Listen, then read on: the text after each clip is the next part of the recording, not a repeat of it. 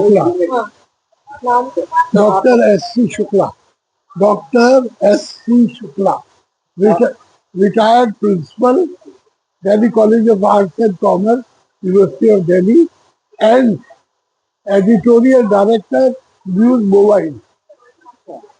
Sir, आपने बताया कि 1989 में जर्नलिज्म का कोर्स लेकर के आए ताकि जो आने वाली पीढ़ी है उसको रोजगार भी मिल सके और पत्रकारिता में लोग नए नए काम कर सकें। देखिए, तो कैसे आपने किया? हमने इसी दृष्टि से इसको शुरू किया था और ये जानकर शुरू किया था कि आज की दुनिया जो है वो आगे बढ़ रही है और इसी लिहाज से शुरू में तो अखबारों में ऐसी स्थिति थी कि हमारे फर्स्ट ईयर के स्टूडेंट जो ही पास करते थे सेकेंड ईयर में उनको इमीडिएटली काम में पेपर्स में ले लिया जाता था।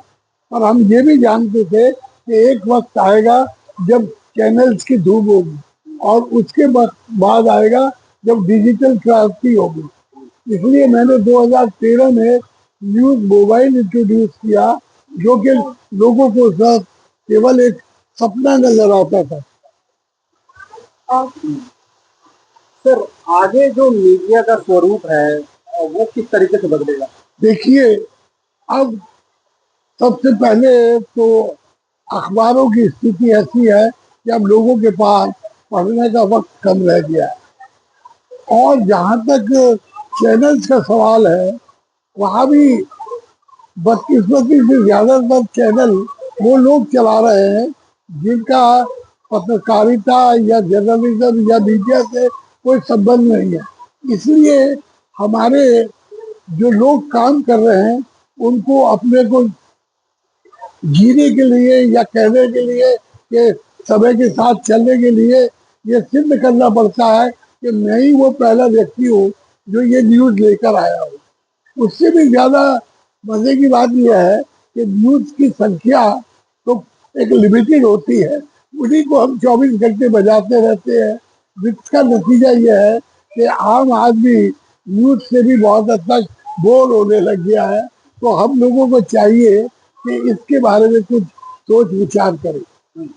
आजकल सर सोशल मीडिया पर भी बहुत सारी खबरें चलती हैं और जो पाठक होता है, जो दर्शक होता है, वो बहुत कंफ्यूज रहता है। तो इसमें क्या सुधार और बदलाव करने? देखिए, ये तो सरकार की नीति है, उनको सोचना चाहिए कि कैसे इस प्रकार की चीजों को रोका जाए, क्योंकि केवल हमारे सोचने और समझने से कुछ नहीं होगा, क्योंकि उसका परिणाम कई बार सरकार के विरोध में होता है। कुछ ऐसी खबरें निकाल दी जाती है जिनका न सिर होता है न पैर होता है, फिर भी उनको खबर के रूप में दे दिया जाता है। तो ये चीजें हैं जिन पर हमें सीरियसली और सरकार को भी सीरियसली विचार करना चाहिए। सर, यूट्यूब के लिए और के लिए कुछ गाइडलाइन लाने की जरूरत है। बहुत सारी फेक खबरें चल रही हैं, तो उनको कैसे?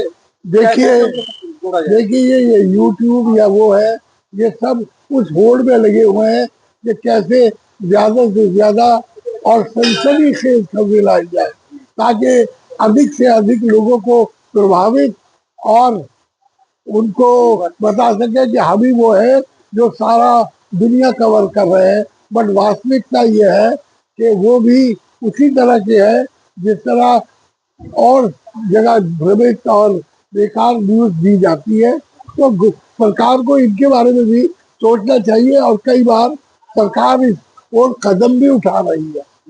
कई बार उनके वो बंद भी करती है, पर उनको जब तक बहुत बड़ा जुर्माना या बहुत बड़ी ऐसी स्थिति नहीं की जाएगी कि जिसमें उनको दंडित किया जा सके, वो शायद रुकेंगे नहीं। बस काफी।